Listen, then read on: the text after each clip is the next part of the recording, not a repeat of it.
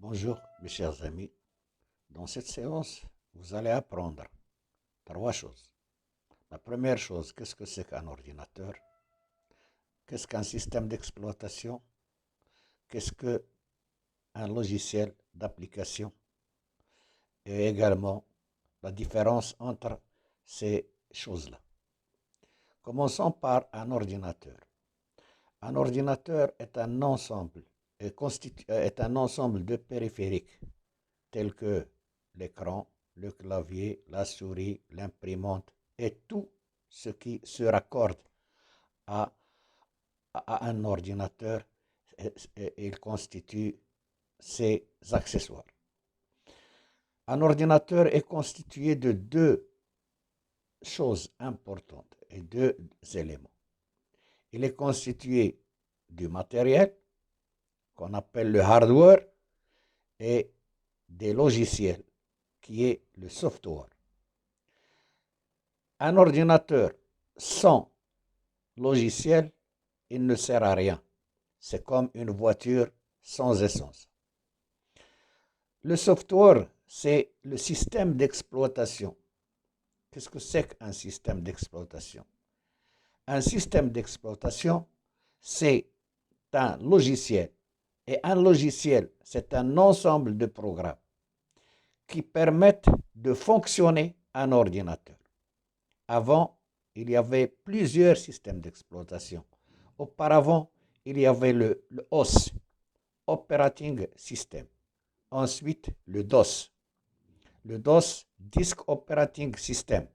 Et ensuite, la société Microsoft a créé le MS-DOS, Microsoft System DOS Disk Operating System, qui se base sur un écran noir. Et ensuite, le Windows a été créé et il y a toujours un accompagnement entre logiciel et matériel. Dans chaque génération, il y a un accompagnement d'un nouveau système d'exploitation. Le premier Windows apparaît en 1995 avec le Windows 95. Et ensuite, à partir de là, la technologie informatique a eu un point de départ vers la gloire, c'est-à-dire l'être humain a été familiarisé avec des écrans visuels, c'est-à-dire le Windows, c'est-à-dire l'ensemble de fenêtres. Chaque fenêtre vous permet d'accéder à une autre fenêtre. Et il y a toujours ce qu'on appelle les tâches à faire à partir de la barre des tâches. Donc, mes chers amis, un ordinateur est constitué, comme j'ai dit, de deux éléments essentiels, le matériel et le système d'exploitation. Mais également, il y a un accompagnement de ce qu'on appelle les logiciels d'application. Les logiciels d'application, ce sont eux qui nous permettent de faire plusieurs tâches, c'est-à-dire de saisir un texte, de créer des tableaux, de faire des calculs, de programmer des événements et plusieurs choses, de dessiner et plusieurs choses qu'on peut faire. Donc, il y a une différence entre les logiciels d'application, c'est ce qu'on appelle l'ensemble de programmes d'application que nous pourrons exploiter à partir d'un système d'exploitation. C'est-à-dire, s'il n'y a pas la présence d'un système d'exploitation, vous ne pouvez pas exploiter les logiciels d'application.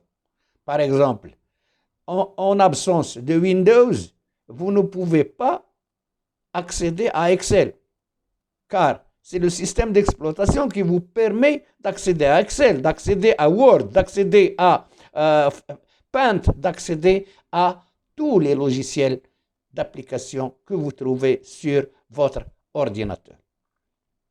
Donc, mes chers amis, je peux vous dire également que chaque système d'exploitation est accompagné d'un nouveau logiciel d'application dans Microsoft.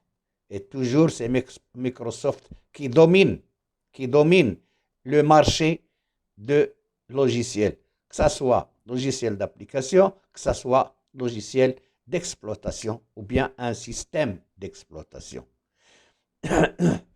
Donc, à partir des années 80-90, c'est-à-dire à partir de 95, 96, 97, il y a eu également Internet.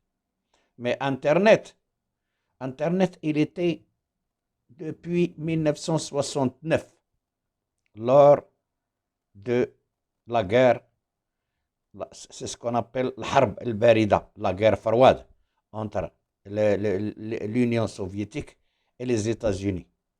Mais Internet était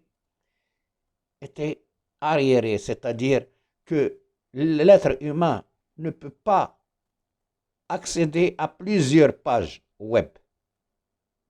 Pourquoi il ne peut pas accéder à plusieurs pages web? Parce qu'il n'avait pas un lien, c'est-à-dire le lien entre les pages.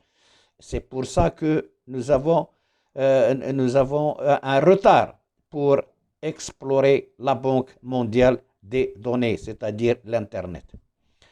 Ce n'est que dans les années 90 que l'être humain a pu exploiter Internet et avoir accès à plusieurs pages, c'est-à-dire la création des liens hypertextes.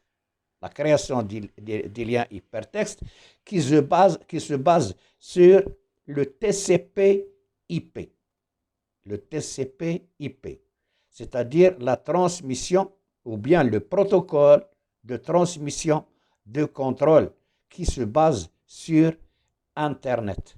C'est-à-dire TCP/IP est sur le protocole d'Internet. Et le protocole Internet, c'est-à-dire que chaque ordinateur a une adresse web connue par le serveur.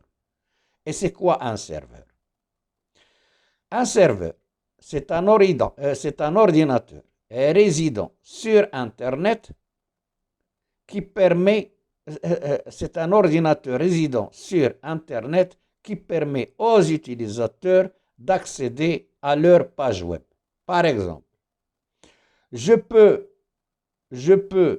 écrire une adresse web http google.com. Qu'est-ce qu'il fait l'ordinateur? Il passe au serveur, c'est-à-dire à l'ordinateur qui se trouve chez le provider, c'est-à-dire le fournisseur d'accès à ordinateur tel que Tisalat al-Maghreb, tel que Inouï, tel que Orange. Et ensuite, il cherche l'adresse web que vous avez utilisée. Est-ce que vous êtes connecté à Internet ou pas? Est-ce que vous avez droit? Est-ce que vous avez une adresse IP ou pas? Et ensuite, il vous permet d'afficher la page web que vous avez demandée. C'est ce qu'on appelle le serveur. Donc, nous avons pu connaître trois choses. Tout d'abord, l'ordinateur, ensuite, le système d'exploitation et également les logiciels d'application. Dans la séance prochaine, nous allons découvrir ce que c'est qu'Internet et sur quoi se base Internet. D'ici là, je vous dis au revoir et à la prochaine.